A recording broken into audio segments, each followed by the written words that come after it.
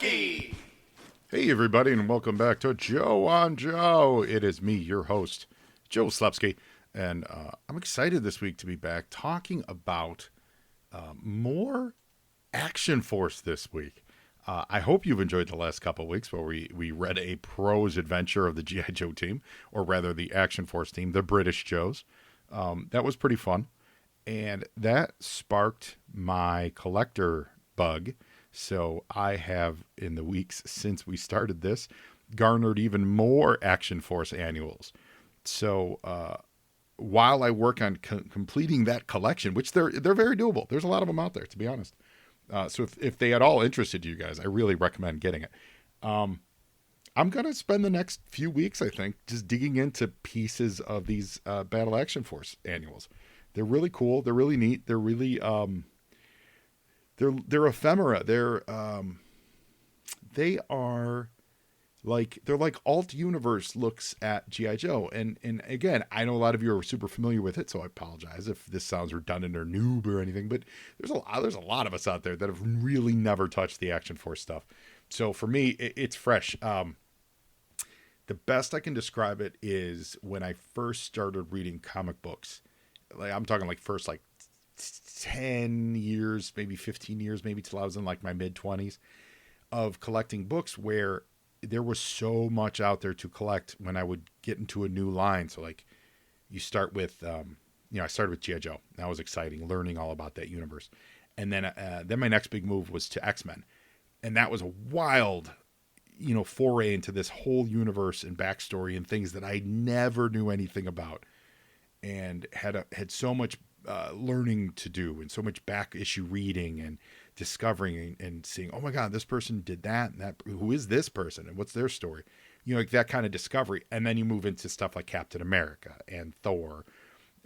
Superman as a character is always familiar with, but my first intro to like more modern actual continuity stories was the Byrne stuff. So I read that and I'm like, wow, I can get in on the ground floor of this. And so I picked up all those Byrne and Post issues to get me caught up in like the maybe 2 years or 3 years before they killed Superman. I guess it would have been 2 years before they ended up killing him. And, that was a whole big adventure, right? So there's that collector. It's more than a collector, though. It's that reader yearning that I had when I was younger, that I don't think I lost because I'm older. I think you lose it when you read everything. And obviously there's a million novels and books and, adventures and all that stuff that I haven't discovered. I think that's one of the reasons why I love to continue to read and collect and stuff like that. Because there is just so many, that spark of this bigger world that you're getting into is always fascinating to me. I had it with Lord of the Rings when they first put those movies out. I had never read didn't have anything about Lord of the Rings when I was younger. And then, I was in my early 20s and they started putting those movies out, and that was exciting, and it tickled whatever that is in you. I think a lot of us have it. If you're listening to this podcast, whatever that is in you gets tickled when you find something new, is what I'm saying. Rambling on here to say that's how I'm feeling with this Action Force stuff. I don't know what it is. I don't know how strict their continuity was. I don't know if these were just adventures, and we're going to get to it. I'm going to talk about that reference book again in a hot second. But in the process of discovering this, it's really fun for me because it's these, again, characters I know and love, but done in a different way. Fresh adventures I never knew and unrelated to the old adventures. So I don't have to worry about any weird continuity glitches. I can just enjoy them for the characters that they are and build this new continuity. I'm loving it. So I hope you guys are enjoying it too. One of the things that is interesting in these Action Force annuals, and that's probably what I'm just going to focus on for the next few weeks, months, or whatever, as we go through these, is some of them, the older ones, which today we're talking about, Battle Action Force Annual 1986. This is probably the one that you guys know most. It's the yellow book with Cobra Commander, Destro, Baroness, Duke, and Scarlet on the cover. It's really recognizable. That's the most famous one that I've ever seen, even before I started collecting them. But what's neat in there is it's not just GI Joe stories. There are a lot of GI Joe stories in here, and they're not prose; they're comic stories. So we're gonna talk some illustrateds today, and there's ads for GI Joe stuff. It's pretty neat. But then there's just regular old war stories, like old school war comics, which are awesome and fun. I don't know if we're going to cover those today. We're going to actually really just cover a quick story, get in and get out this week. So, but it's cool. So it's fun. So I hope you guys enjoy it too. I hope you go along with me on this, because it's really is a part of GI Joe that I'm not familiar with. Before we get in all that, if you're a new listener, this is the podcast where we talk about GI Joe. I am Joe Slevsky, and we've covered all the cartoons, all the old school cartoons. We've covered all the issues of Real American Hero, the Marvel series. I've covered Extreme. And now we're kind of working through some ephemera. And if this is something you want to participate in, please reach out to me at Joe on Joe Pod on all the socials, Facebook, Twitter, Instagram. You can give me an email to joeandjoepod@gmail.com. You can reach out to me on Facebook via a message that I got an awesome one this week that really sparked a lot of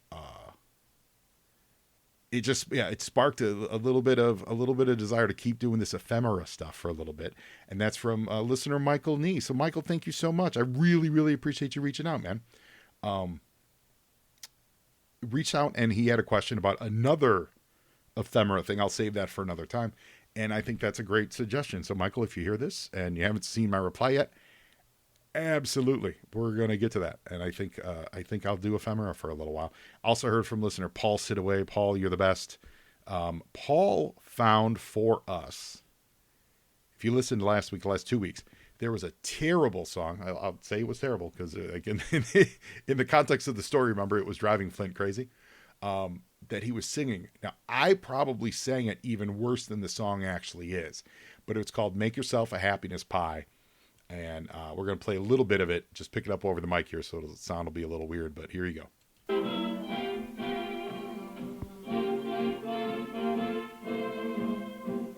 a cup and a half of sunbeams, pour them into a deep blue sky, add a couple of drops of love dreams, and make yourself a happiness pie. Make a spoonful of pleasant weather. I gotta say, if I heard that in my VR nightmare, just like Flint, I probably would go crazy too and realize that something is broken in the world. So that's thanks to Paul. Paul found that on YouTube. It looks like it's from like between 1930 and 1934, something like that. That version was by the Ray Noble Orchestra featuring Al Bowley. So yeah, you could find that on YouTube. And then the other thing I want to really bring up is, again, mention that Total Action Force, the Battle Years, it was a Kickstarter. Now they sell the soft cover on its own. And it is by Brian Hickey. He's also done a second run, which is called Total Action Force, just Volume 2.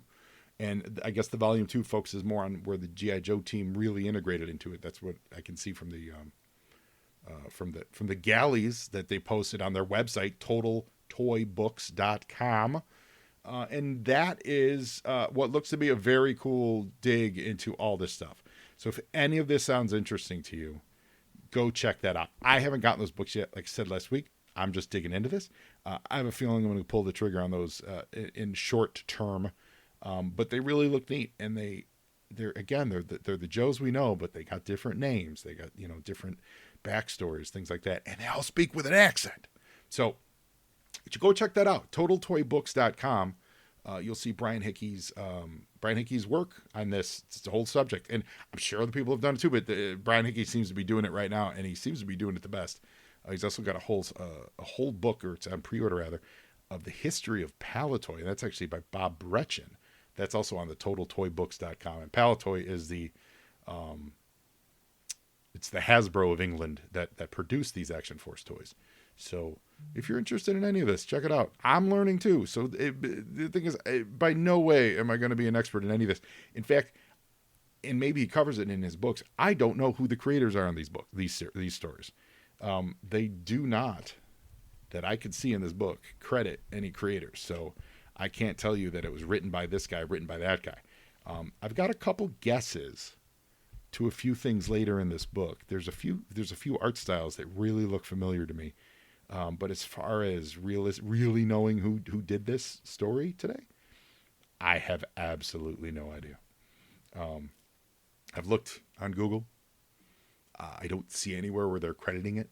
I did, listeners, if you don't have this book and you don't want to buy it on eBay or what have you, which is totally understandable, histank.com has in their forums, it's actually a post from like 2011, so it's a while ago, but if you Google it, like Action Force and His Tank annual 1986, it'll show up in the first page of Google results.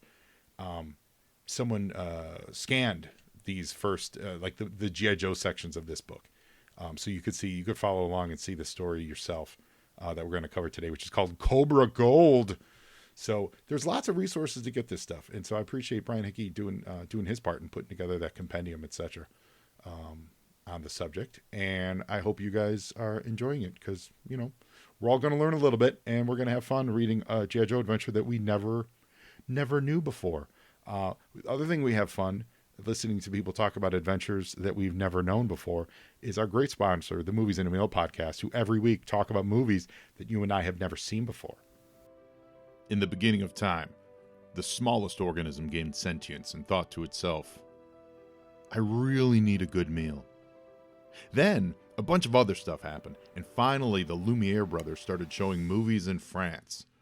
This was all the inspiration that fellow broadcasters Brad, Keith, and Ben needed to combine these two primal needs into the Movies in a Meal podcast. The Movies in a Meal is one of the most casual and relaxing film talk podcasts you could ever listen to. These three friends enjoy a good meal together while talking all about the movies. And not just reviews. They do favorite lists, comparison discussions, genre talks, anything and everything that you can think of. They've even broken their solemn promise inherent in the name and branched out into TV talk. So I love the variety of films they bring to the table. They cover new releases, classics, cult films, often in one episode. It's really a delight to listen to, and it has something for every movie fan out there to enjoy. So if you're looking to grow your podcast library, if you eat meals, and if you've ever seen a movie, then you should give Ben, Keith, and Brad a listen and subscribe to the Movies in a Meal podcast. They've been a great sponsor to this show. I love the Movies in a Meal podcast, and I'd like all of you to love them too. So give them a listen when you're online, giving us a rate and a review and all that stuff. Checking out our Patreon page, patreon.com/JoeandJoePod. And certainly subscribe to the Movies in a Meal podcast. They're awesome, and they're helping us out, and you can too. I saw X this week. So my wife and I, Toilet Teal, the wonderful Cobra cleaning lady, we've started taking to, I guess, is it adverbing things? So in other words, like we saw The Nun and we got nunned. So I got sawed this week, and we got equalized a couple of weeks ago. I don't know what, I haven't checked this week what Movies in a Meal are covering this week, but maybe you've been swifted. Maybe they covered the big Taylor Swift movie. But I got sawed over the weekend, and it was exciting. Yeah, speaking of Toilet Teal, just going to share something with you kids and listeners out there. I actually talked about this on our friends of What's on Joe Mind's podcast, but I never brought it here because I don't get into a lot of personal stuff here. Celebrate Toilet Teal this week. She is in the final week of her treatment for a little bit of the breast cancer. And she's a trooper, and she's doing great. And for those of you that are friends with Facebook and whatever that heard that What's in Joe Mind, you guys send some love. I appreciate you so much. She's doing really good. The doctors at Cedars, I know there's a lot of G.I. Joe fans there listening to this. They are awesome. I'm talking about Cedars Sinai out here in Los Angeles. They're fantastic. So that's something we've been doing. We've been dealing with for like the last few months. So if I've been a little distracted, and might be a little distracted for a little while more, that would be why. But we've been dealing with it all summer, and we're ramping up now. And she's wonderful, and she's doing great. So my message to you listeners would be, male or female, get checked early and checked often. Found it small. and they're taking care of it. And the more you get checked and the more you see your doctor, don't be afraid, men, guys, dudes out there, don't be afraid to get checked. You know what I'm talking about. And just, catch it early, and you'll be better than if you wait and get it caught late. And ladies, you know the drill. It's been drilled into you forever too. And I hope everyone is taking care of themselves. We know Toiletile is here too. So Old Style and Toiletile making it happen. Thank you all so much for reaching out when you did, and for listening and caring. So with that, we're going to dig into Cobra Gold. Now, it's a short story, which is fun. It's a vibrant story, also fun. This is from it's published in 1985, but it's the Battle Action Force Annual 1986. It's like a 7-page story. They start printing on the interior of the hardcover, which is cool. Like, they don't waste any pages. A lot of I think almost all hardcover books, you open it, there's like a blank page in the front. I'm sure there's a name for that. Like, I think it might be the nameplate page. If you're getting an autograph, it's a lot of times it's where people sign things. Like, they don't waste time with this. Literally, the interior of the front of the content page, rather, actually the table of contents, shares story space with Cobra Gold. It's great. They don't waste time, and it's very toy centric with a real vibe of the cartoon, which is cool too. So like they look super, the animation, the drawings rather, look really honest. They look like the toys. It's a word. Faithful. That's the word I'm trying to think of. They look super faithful to the toys, but the whole thing plays like the cartoon. Even this opening panel we get here, it's literally it's pretty. If it's not exactly the Cobra Temple from the cartoon, it's pretty close to the Cobra Temple. I didn't do a cross reference, but it looks just like it. Hidden deep in the mountains was Cobra headquarters, the nerve center. Center spelled CENTRE. We are British now, of course, of a global terrorist organization dedicated to taking over the world. And then they have Cobra Commander speaking with the hiss, which is from the cartoon. He didn't speak like that in any of the word balloons in the comic books. So it's what is it, Destro? I'm Buggy, which is a very British way of saying like Bugsy? Oh, busy. Oh, wait. No, that's a very Joe's blind way of reading the word busy. So he says busy with 3 S's.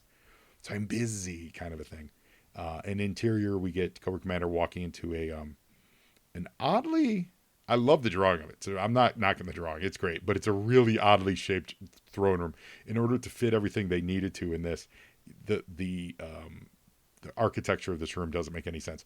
But it's a Destro sitting on a chair, lounging, with our boy Scrap Iron. We have never really got a lot of Scrap Iron love, so to see him here was really neat. And in the background, there's one of the red Cobra snakes, the armor that came out in the early couple of years of the toy line. The Cobra snake armor. So there's a red version of that in the background. And we, though they hate each other, Cobra Commander and Destro were forced to work together. Destro says, are you too busy to watch a demonstration of my laser rifle? And Cobra Commander says, never too. I'm not going to keep doing the busy, but every time he says an S, imagine that there's 3 S's there. He's never too busy to say anything that might destroy the action force. Begin the demonstration. Scrap Iron. But when he does, the laser bounces off that Cobra snake armor, and it almost hits them, who are Cobra and Destro, who are sitting by the throne, and it melts this snake statue to a puddle of ooze. It calls Destro incompetent. And what's interesting though is it bounced off the armor, so it shows that armor is really good, and it completely liquefied the snake statue. So I don't know how that's considered a failure. 1, you got really good snake armor, and 2, you could use that to liquefy a lot of stuff. Like you could use that. Anyway, Cobra Commander considers it's a failure, and this drives us to Destro to accuse him. Like, the reason this didn't work is because new weapons cost money, and in case you haven't checked your vaults lately, they're empty. Cobra's bankrupt, and so Cobra Commander reveals that he's got a plan to fill the vaults again. So go to the next page. I don't have my, I didn't set up, I forgot that I was doing a illustrated, so I did not set up my sound effects. So just imagine, yo, Joe, kind of a thing. So the next day we go, and it's Action Force. I'm going to say G.I. Joe, but it's technically Action Force. And they're guarding a train, and it's the opening of the new high-speed Transalpine, no R Alpine, just Transalpine railway to mark the occasion. The largest shipment of gold bullion ever sent by train is being loaded and guarded by Action Force. It's Duke and Gung Ho and Stalker. So to celebrate the opening of this new train, they're going to load it with all this gold bullion, like to flaunt it, I guess. That's pretty cool. And Gung Ho, and they're drawn, the characters on this, and the page earlier too, they're drawn, they're nice. Like they're drawn like their action figures come to life. There's a thickness and a sturdiness to them, as if the artist, and again, I don't know who it is, really studied the figures and was drawing it like those figures came to life. I really like that. And you could see some of the contrast when you look at, there's not a lot of supporting characters, to be fair, in this, but there's a few. And they look more like you would draw in a cartoon or a comic, versus the Joes and the few Cobras that are in this that really come off looking like posed action figures, posed well. I'm not saying they're stiff, but like there's a heft to them. It's just a little different, and I do like that. They don't like, it's not the traditional, certainly not traditional U.S. style at the time. There's a hint of animation to it. There's a hint of openness to the faces. Like a little, like Gung Ho. There's a couple looks in here from Gung Ho that's got a little Alex Toth to it. It's like not overly rendered, but then there's hints of like hints of hatching in all the right places. You know what I mean? Like, for example, Duke's hair is the best example of this. And again, if you go to that His Tank PDF, you'll see what I'm talking about. Duke, they give Duke just a big bowl of blonde hair, right? Just a big bowl of yellow. And the only marks on it to denote that it's hair is they do a little hatching near the cuff of it and near the forehead of it. Otherwise, it's just a big bowl of yellow. And in that little bit of I guess simplicity would be the right way to put it, really gives it a toy pop. It really makes it look like that's the toy or a cartoon version of it, instead of giving him like like wavy hair like you would draw Superman. I dig it. I really do. I kind of like this. So we get Duke and Gung Ho. They're talking about guarding this big thing of gold. And Duke says, according to a captured Cobra officer, the Cobra organization, spelled with an S, is running out of cash, Gung Ho. A pile of this big might just tempt Cobra Commander into stealing it. And if he tries, we'll be waiting. So Gung Ho, and it's like 1880s. Gung Ho and Duke are literally hiding in a train car full of gold, waiting for Cobra to show up and steal it. Stalker locks them in there with the loot.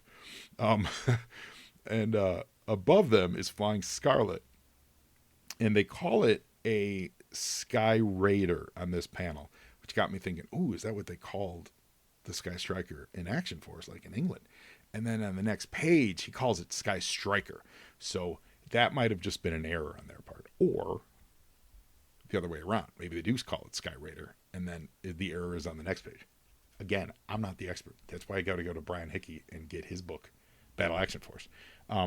But yeah, so Scarlet's flying a Sky Striker up top, and this is neat. They color her whole outfit is black and white instead of what is she, like orange and, was it orange and green? What was Scarlet like? You know what I mean? Like Scarlet's, well, she's on the cover. On the cover, she's like orange and like blue. That yellowy orange jumpsuit with like a blue underbody. But in the story itself, she's got white gloves.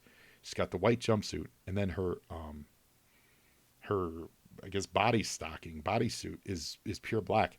That's a cool look, and I'd be down with that if, like, let's say, like Super 7 put out a version of Scarlet that looked like that. That'd be pretty neat. I think it pops. But she's flying overhead, and the train is about to enter a giant tunnel. It's the new Alpine tunnel. Well, that's what they're celebrating. So she's going to lose sight of them. So now we go to the next page. As the tunnel, and as the train enters the tunnel, we see that inside there's an old lady, and she looks like an old lady that would have been on the Batman '66 show. Been watching a lot of that lately too. And the carman guy says like, "Hey, ma'am, you can't go in there." And sure enough, it's the Baroness. She rips off the disguise. Using disguises, that's straight out of G.I. Joe #1, straight out of the cartoon. I love it. They didn't use it enough in later years in the comic series, but it's awesome. Baroness strips it off, and she's the toy Baroness. She's got like the full toy outfit on, like full body black with the ribbing and everything. And she jumps to the section of the train where the gold, and of course the gold is not in the middle of the train. Of course, it's the final car on the train. So she just releases it, and the gold gets left inside the tunnel as the rest of the train escapes. So in the bullion coach, Gung Ho realizes that they're slowing down. This is where Duke calls the, quote, Sky Striker escort, and the tunnel's blocking the radio. But Scarlet sees as the train leaves, the bullion coach is gone. So Scarlet calls all the Action Force teams, converge on the Alpine Tunnel. We've got trouble.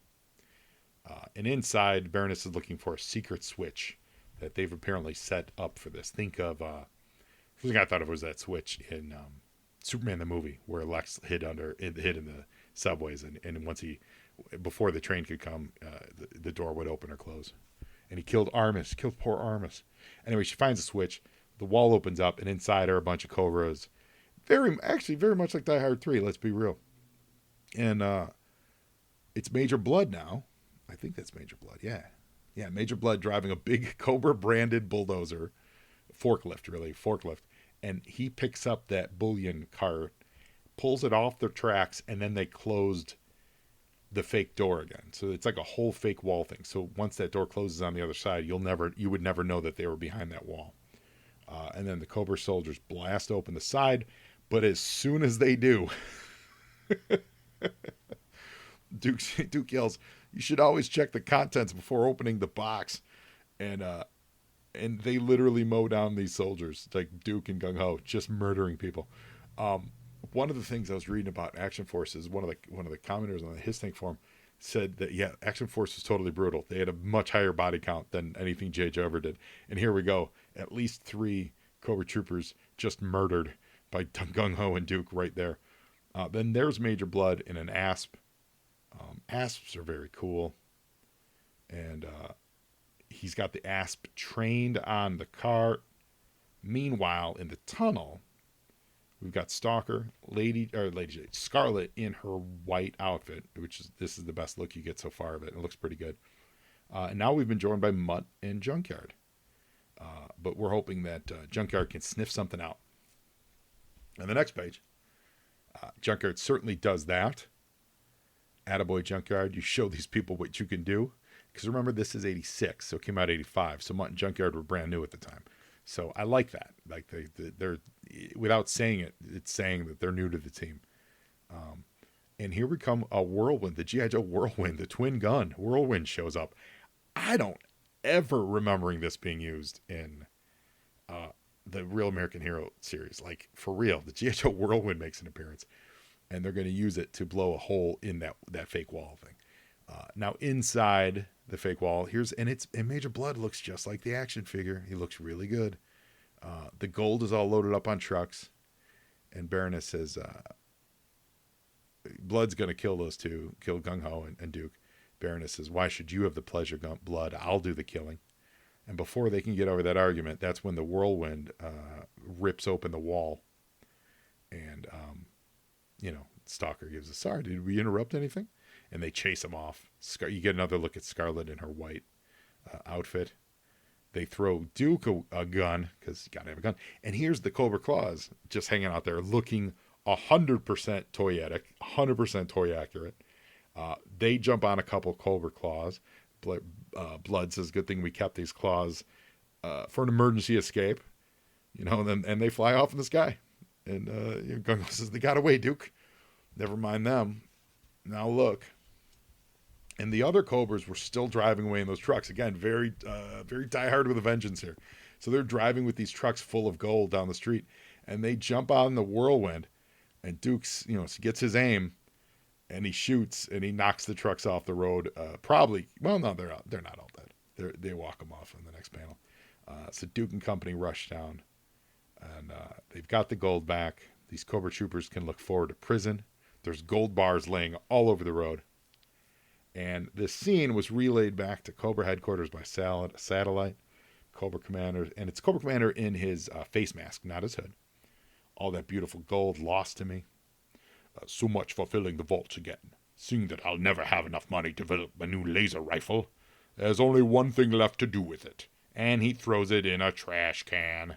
And Cobra Commander is literally holding his head in depression, saying, "How I despise the Action Force."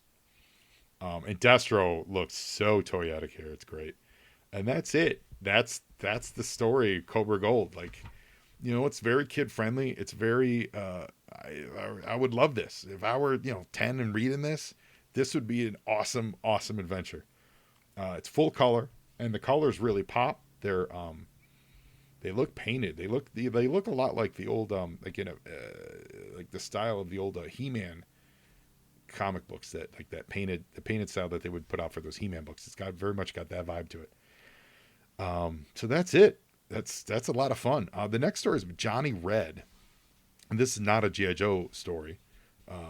It's like a fighter race thing, but this is one I want to talk about. I don't know who the artist is on this, but it looks to me like it's got some Carlos Ezguerra vibes. It really does. Or maybe that one I'm thinking of his later story. There's another story in here that's got real Cam Kennedy vibes too. So if you like that art style, I'm not saying they're the artists on it, because I looked them up, specifically those two on Grand Comic Book Database. But you know what I didn't do? I didn't look up by series name Action Force. So let me do that. Hold on.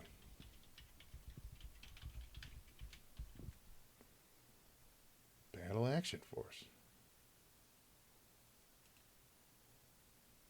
Yeah, no, you know what? I'm sorry. I did look this up, and they didn't really have creators on it. Details by issue. Yeah, that's right. I'm sorry. This was actually the first one I found. It's off the Grand Comics database, and the 1986 one. They don't really say. They don't really have a lot of information on of who the creators were. Yeah, like there's a lot of question marks on this, and this is the Grand Comic Database, which is usually pretty good. Absolute question marks for all the things in Cobra Gold we just read. Johnny Red question marks. The next one question marks all the way down the line. No one's really filled in who was working on this stuff.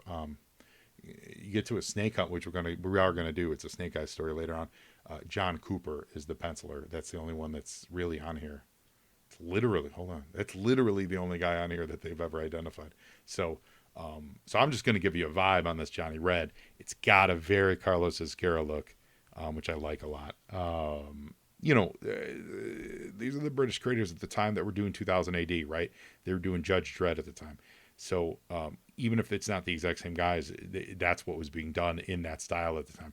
It's kind of like in the States in the 70s, everyone was doing Neil Adams, because Neil Adams was doing Kirby from the 60s. And so a lot of the books started looking very Neil Adams and so on. You know what I mean? Like there's waves of style. And like today there's a very cartoony anime-ish, but really driven by the fact that it's all being done digital. Comics, there's a style these days that's very open, very flat, animated look. For a lot of comics, like that's a modern style. That's what I mean by like a national style or a national trend style. And of course, in the 90s was the Image style, right? You guys know exactly what I'm talking about there. You guys know what the Image style is. If you say that, you get that picture. So that's what I mean by the looks of these being a very like 2000 AD Judge Dredd, Cam Kennedy, Carlos Ezquerra look, which is cool. So yeah, so that's it, guys. I hope you enjoyed Cobra Gold. I think next week we're going to do the story called Death Beam, which is later on in this annual, and it's cool. It's got a real Kurt Swan vibe, and it's black and white, and it's Duke, and it's Scarlet, and is that Tripwire? Yeah, Tripwire's in the mix, which, by the way, my Hasbro Tripwire is about to arrive. I think that's very cool. So yeah, so that's a whole lot of fun. I'm really digging this. I hope you guys are digging Action Force too. Google this stuff, find this stuff. It's really neat. Maybe I don't even. Honestly, I wouldn't even know who would have the publishing rights to it. So that would be a total pipe dream to wish. But that'd be cool if all this stuff was collected in like a big, compendium. Even if it was just the G.I. Joe stuff, where it'd be easy for people to get.